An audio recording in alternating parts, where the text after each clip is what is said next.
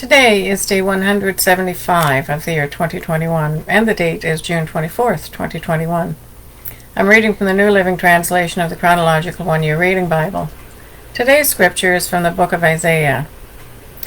Isaiah chapter 8, starting at verse 1, heading, The Coming Assyrian Invasion. Then the Lord said to me, Make a large signboard, clearly write this name on it. Mahe-shaleh-hashbaz. I asked Uriah the priest and Zechariah, son of Jeberechiah, both known as honest men, to witness my doing this. Then I slept with my wife, and she became pregnant and gave birth to a son. And the Lord said, Call him Mahe-shaleh-hashbaz. For before this child is old enough to say Papa or Mama, the king of Assyria will carry away both the abundance of Damascus and the riches of Samaria. Then the Lord spoke to me again and said, My care for the people of Judah is like the gently flowing waters of Shiloh, but they have rejected it. They are rejoicing over what will happen to King Rezin and King Pekah.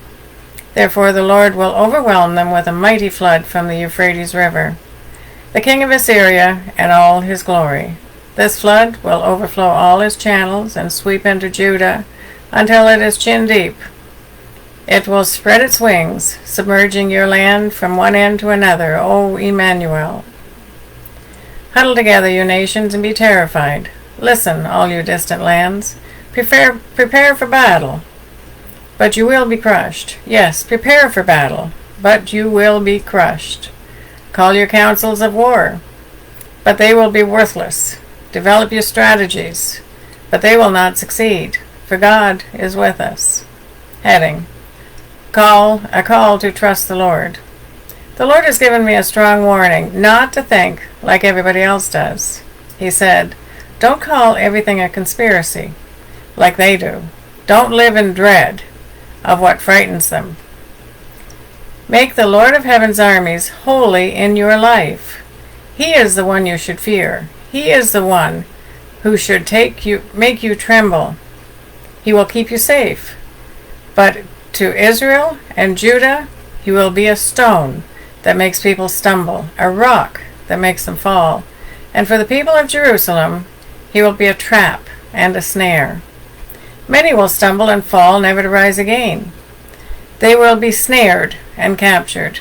Preserve the teaching of God and trust his instructions to those who follow me. I will wait for the Lord, who has turned away from the descendants of Jacob. I will put my hope in him. I and the children the Lord has given me serve as signs and warnings to Israel from the Lord of Heaven's armies, who dwells in his temple on Mount Zion. Someone may say to you, Let's ask the mediums and those who consult the spirits of the dead. With their whisperings and mutterings, they will tell us what to do. But shouldn't people ask God for guidance? Should the living seek guidance from the dead? Look to God's instructions and teachings. People who contradict his word are completely in the dark. They will go from one place to another, weary and hungry. And because they are hungry, they'll rage and curse their king and their God. They will look up to heaven and down at the earth, but wherever they look, there will be trouble and anguish and dark despair. They'll be thrown out into the darkness. Isaiah chapter 9, starting at verse 1, heading, Hope in the Messiah. Nevertheless, that time of darkness and despair will not go on forever. The land of Zebulun and Naphtali will be humbled, but there will be a time in the future when Galilee of the Gentiles, which lies along the road that runs between the Jordan and the sea, will be filled with glory. The people who walk in darkness will see a great light. For those who live in a land of deep darkness, a light will shine. You will enlarge the nation of Israel, and its people will rejoice. They will rejoice before you as people rejoice at the harvest, and like warriors dividing the plunder. For you will break the yoke of their slavery and lift the heavy burden from their shoulders. You will break the oppressor's rod, just as you did when you destroyed the army at Midian. The boots of the warrior and the uniforms blood-stained by war will all be burned. They will be fuel for the fire.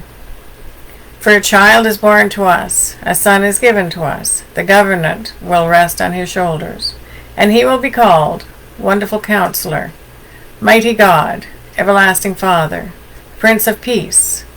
His government and its peace will never end. He will rule with fairness and justice from the throne of his ancestor David for all eternity. The passionate commitment of the Lord of Heaven's armies will make this happen. Heading: The Lord's anger against Israel. The Lord has spoken out against Jacob. His judgment has fallen upon Israel. And the people of Israel and Samaria, who spoke with such pride and arrogance, will soon know it.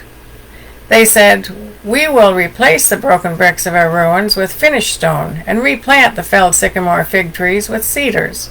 But the Lord will bring Rezin's enemies against Israel, and stir up all their foes. The Syrians from the east, the Philistines from the west, will bare their fangs and devour Israel. But even then, the Lord's anger will not be satisfied. His fist is still poised to strike. For after all this punishment, the people will still not repent. They will not seek the Lord of Heaven's armies. Therefore, in a single day, the Lord will destroy both the head and the tail, the noble palm branch and the lowly reed. The leaders of Israel are the head, and the lying prophets are the tail. For the leaders of the people have misled them. They have led them down the path of destruction. That's why the Lord takes no pleasure in the young men, and shows no mercy even to the widows and orphans. For they are all wicked hypocrites, and they all speak foolishness. But even then, the Lord's anger will not be satisfied. His fist is still poised to strike. This wickedness is like a brush fire. It burns not only briars and thorns, but also sets the forest ablaze. Its burning sends up clouds of smoke. The land will be blackened by the fury of the Lord of Heaven's armies. The people will be fuel for the fire, and no one will spare even his own brother. They will attack the neighbor on the right, but will still be hungry. They will devour the neighbor on the left, but will not be satisfied. In the end, they will even eat their own children. Manasseh will feed on Ephraim. Ephraim will feed on Manasseh, and both will devour Judah. But even then, the Lord's anger will not be satisfied. His fist is still poised to strike. Isaiah chapter 10, starting at verse 1. What sorrow awaits the unjust judges and those who issue unfair laws? They deprive the poor of justice and deny the rights of the needy among my people. They prey on widows and take advantage of orphans. What will you do when I punish you? When I send disaster upon you from a distant land? To whom will you turn for help? Where will your treasures be safe? You will stumble along as prisoners or lie among the dead. But even then, the Lord's anger will not be satisfied. His fist is still poised to strike. Heading: Judgment against Assyria. What sorrows awaits Assyria? The rod of my anger. I use it as a club to express my anger. I am sending Assyria against a godless nation, against a people with whom I am angry. Assyria will plunder them, trampling them like dirt beneath its feet. But the king of Assyria will not understand that he is my tool. His mind does not work that way. His plan is simply to destroy, to cut down nation after nation. He will say, each of my princes will soon be king. We destroy Calno, just as we did Carchemish. Hamath fell before us, as Arpad did. And we destroyed Samaria, just as we did Damascus. Yes, we have finished off many a kingdom whose gods were greater than those in Jerusalem and Samaria. So we will defeat Jerusalem and her gods, just as we destroyed Samaria with hers. After the Lord has used the king of Assyria to accomplish his purposes on Mount Zion and in Jerusalem, he will turn against the king of Assyria and punish him, for he is proud and arrogant. He boasts, "By my own powerful arm I have done this. With my own shrewd wisdom I planned it. I have broken down the defenses of nations and carried off their treasures. I have knocked down their kings like a bull. I have robbed their nests of riches and gathered up kingdoms as a farmer gathers eggs. No one can even flap a wing against me or utter a peep of protest." But can the axe boast greater power than the person who uses it? Is the saw greater than the person who saws? Can a rod strike unless a hand moves it? Can a wooden cane walk by itself? Therefore the Lord of heaven's armies, will send a plague among Assyria's proud troops, and a flaming fire will consume its glory. The Lord, the light of Israel, will be a fire. The Holy One will be a flame. He will devour the thorns and briars with fire, burning up the enemy in a single night. The Lord will consume Assyria's glory like a fire consumes a forest in a fruitful land. It will waste away like sick people in a plague. Of all that glorious forest, only a few trees will survive, so few that a child could count them. Heading: Hope for the Lord's people. In that day, the remnant left in Israel, the survivors in the house of Jacob, will no longer depend on allies who seek to destroy them, but they will faithfully trust the Lord, the Holy One of Israel. The remnant will return. Yes, the remnant of Jacob will return to the mighty God. But though the people of Israel are as numerous as the sand of the seashore, only a remnant of them will return. The Lord has rightly decided to destroy his people. Yes, the Lord of heaven's armies, has already decided to destroy the entire land. So this is what the Lord of heaven's armies, says. O my people of Zion, do not be afraid of the Assyrians when they oppress you with rod and club, as the Egyptians did long ago. In a little while my anger against you will end, and then my anger will rise up and destroy them. The Lord of heaven's armies will lash them with his whip, as he did when Gideon triumphed over the Midianites at the rock of Oreb, or when the Lord's staff was raised to drown the Egyptian army in the sea. In that day the Lord will end the bondage of his people, and he will break the yoke of slavery and lift it from their shoulders. Look, the Assyrians are now at Eoth. They are passing through Migron and are storing their equipment at Michmash. They are crossing the path and are camping at Geba. Fear strikes the town of Ramah. All the people of Gibeah, the hometown of Saul, are running for their lives. Scream in terror, you people of Galim. Shout out a warning to Lasha. Oh, poor Anathoth. There go the people of Madmenah, all fleeing. The citizens of Jibin are trying to hide. The enemy stops at Nob for the rest of the day. He shakes his fist at beautiful Mount Zion, the mountain of Jerusalem. But look, the Lord of heaven's armies, will chop down the mighty tree of Assyria with great power. He will cut down the proud.